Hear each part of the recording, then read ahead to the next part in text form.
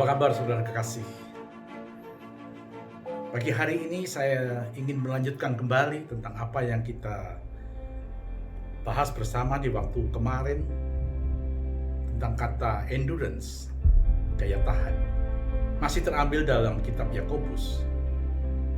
Daya tahan tidak otomatis muncul di dalam setiap kehidupan manusia. Yakobus pasal yang pertama, ayat yang kedua, 3, 4 yang kemarin kita baca, saudara boleh baca kembali. Bahwa justru di dalam tekanan itulah daya tahan atau endurance atau ketekunan itu dilatih. Sama seperti orang berlari. Ada perbedaan antara orang berlari cepat dengan berlari maraton. Semakin jauh jarak perjalanan yang harus ditempuh dalam lomba lari, semakin dibutuhkan stamina yang lebih panjang. Semakin dibutuhkan kemampuan olah nafas yang lebih panjang daripada lari-lari pendek. Orang yang lari sprint 100 meter dengan lari maraton 41, sekian kilometer, maka stamina nafas itu pasti dibutuhkan berbeda karena jarak tempuhnya juga berbeda. Lari cepat dibutuhkan power tenaga, tetapi jarak jauh yang sampai 40 sekian kilometer dibutuhkan kurang lebih jarak tempuh sampai 3 jam itu dibutuhkan stamina yang panjang. Berarti latihan-latihan di dalam kehidupan kita, apa yang ditulis dalam Yakobus pasal yang kedua yang telah kita baca. For you know, dalam terjemahan NLT Bible dikatakan di ayat yang ketiga, for you know when your faith is tested, your endurance has a chance to grow. Daya tahan itu diberikan kesempatan untuk bertumbuh. Kita tahu bahwa pertumbuhan sebuah tanaman itu tidak langsung begitu saja.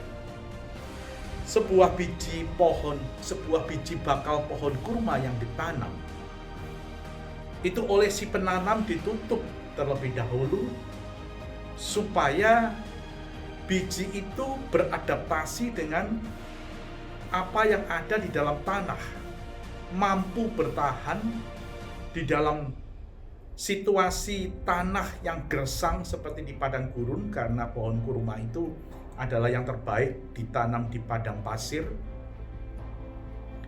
Bijinya harus beradaptasi di bawah tanah sampai menemukan ujung akarnya titik air. Disitulah mereka bertarung sedemikian rupa, beradaptasi.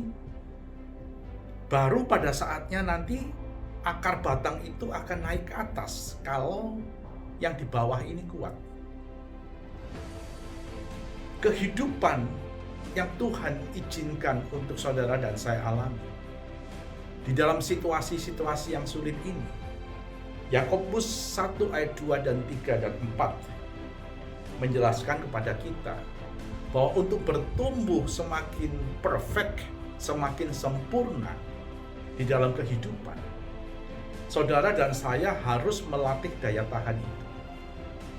Situasi yang kita hadapi saat ini justru memungkinkan saudara dan saya mengalami satu revolusi dalam endurance, mengalami satu perubahan yang radikal di dalam daya tahan kita. Sepertinya dalam bulan-bulan ini, bahkan bulan-bulan yang akan datang, kita terasah dengan itu semuanya. Kita dengar bahwa rasio pertumbuhan di dunia ini, menurut OECD atau Bank Dunia, akan bertumbuh minus 5-7%. Minus 5-7% dari apa yang normal yang terjadi tahun-tahun kemarin. Ini menunjukkan sebuah keadaan yang resesi. Bagaimana sikap saudara dan saya di dalam situasi yang seperti ini?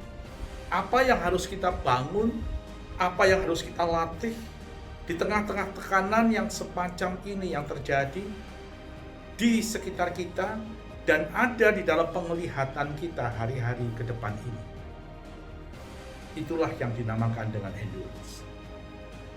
Dan saya percaya melalui endurance, melalui daya tahan ini, Tuhan akan melatih saudara dan saya untuk memiliki hikmat, untuk bisa meminta hikmat. Jadi dari iman yang teruji tadi melahirkan daya tahan, kekuatan di tengah situasi yang sulit, karena kita tahu seperti apa yang kita lihat di depannya, kita tetap bisa bertahan di dalam keadaan tersebut melalui apa? Melalui hikmat. Apa itu hikmat dan bagaimana caranya kita meminta? Saya akan melanjutkan di diffusion di saat yang akan datang. Amin. Tuhan Yesus memberkati.